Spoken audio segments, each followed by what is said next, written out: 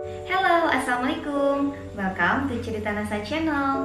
Kembali lagi bersama saya di channelnya Cerita Nasa dengan Mama Astri. Kali ini kita akan membahas tentang hal-hal apa saja yang perlu diperhatikan menjelang HPL. Jadi sekarang kan saya usia kandungannya sudah 38 minggu. Dan ada beberapa poin, beberapa fokus yang menjadi perhatian saya menjelang HPL ini. Apa saja? Sebelum saya mulai, jangan lupa nyalakan tombol notifikasi Cerita Nasa supaya bisa mendapatkan notifikasi kalau kami membuat video-video yang baru. Dan juga jangan lupa untuk di subscribe channel ini. Hal yang saya jadikan perhatian atau fokus di usia kehamilan menjelang HPL apa saja? Yang pertama adalah posisi janin. Jadi saya beberapa minggu yang lalu, dari mulai usia kandungan 32 mingguan kalau nggak salah, lupa deh. Ya, jadi sudah menanyakan kepada dokter kepala bayinya udah ke bawah atau belum, dan ternyata alhamdulillah sudah ke bawah. Dan upaya yang saya lakukan supaya kepala bayinya tetap di bawah, tidak bergerak kemana-mana lagi. Dan bagi teman-teman yang juga masih posisinya sungsang, bisa melakukan gerakan seperti sujud, teman-teman. Jadi seperti sujud, kalau misalkan kepalanya udah di bawah, bisa minimal 5 menit dalam satu hari. Kalau misalkan posisinya masih sungsang, bisa lebih dari 5 menit, 10 menit, atau semampunya teman-teman. Bisa juga dalam satu hari beberapa kali. Posisinya juga enak sih ketika sujud, santai gitu. Itu yang pertama. Kemudian yang kedua adalah ketika sudah tahu posisi bayi sudah di bawah, yang menjadi fokus saya saat ini adalah apakah si bayi udah turun panggul atau belum. Kemarin di usia 36 minggu masih belum turun ke panggul. Jadi saya berusaha cari tahu gimana caranya supaya bisa turun ke panggul. Belum kontrol lagi sih sebenarnya. Cuman beberapa upaya yang saya lakukan adalah yang pertama, jalan kaki. Jalan kaki yang dilakukan itu tidak hanya jalan kaki santai, tetapi jalan kaki cepat. Jadi gerakannya cepat selama setengah jam setiap hari. Kalau dokternya sih menyarankan seminggu 3 kali juga nggak masalah. Tapi ketika saya ada kesempatan bisa setiap hari, ya saya lakukan setiap hari.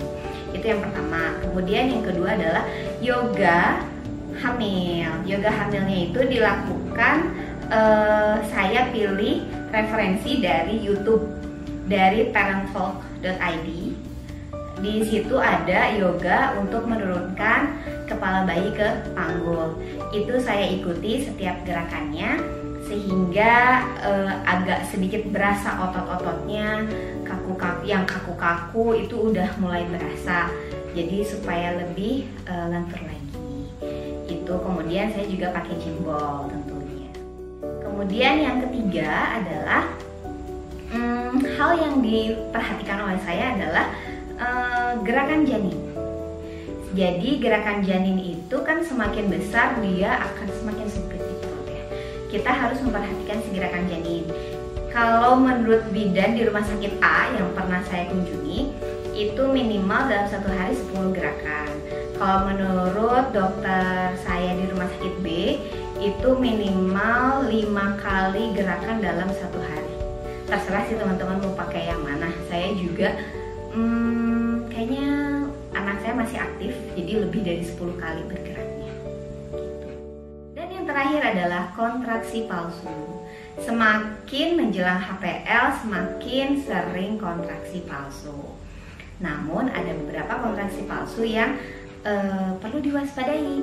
Itu disampaikan oleh dokter saya bahwa kalau misalkan kontraksi palsu terjadi setiap 10 menit dalam waktu 3 jam, itu perlu dikonsultasikan dengan dokter gitu. Kontraksi palsu kan sebenarnya kontraksi yang bisa menghilang ketika kita melakukan gerakan yang berbeda. Misalkan kalau lagi kontraksinya duduk, kemudian kita berdiri, itu akan hilang. Nah seperti itu sih teman-teman. Oke, jadi itu 4 hal yang menjadi fokus atau perhatian saya menjelang HPL ini. Saya mohon doanya kepada teman-teman yang suka menyaksikan cerita NASA atau video ini saat ini untuk mendoakan kami, para ibu hamil yang menjelang HPL akan melahirkan dalam situasi kondisi banyak wabah, ada wabah yang sedang menyebar di Indonesia. Jadi saya mohon doanya supaya kami tetap sehat, tenaga kesehatan juga sehat, keluarga yang mendampingi sehat, semua anak-anak juga sehat. Terima kasih sudah menonton video ini. Jangan lupa untuk di like, nyalakan tombol notifikasi dan subscribe Cerita NASA. Assalamualaikum warahmatullahi wabarakatuh.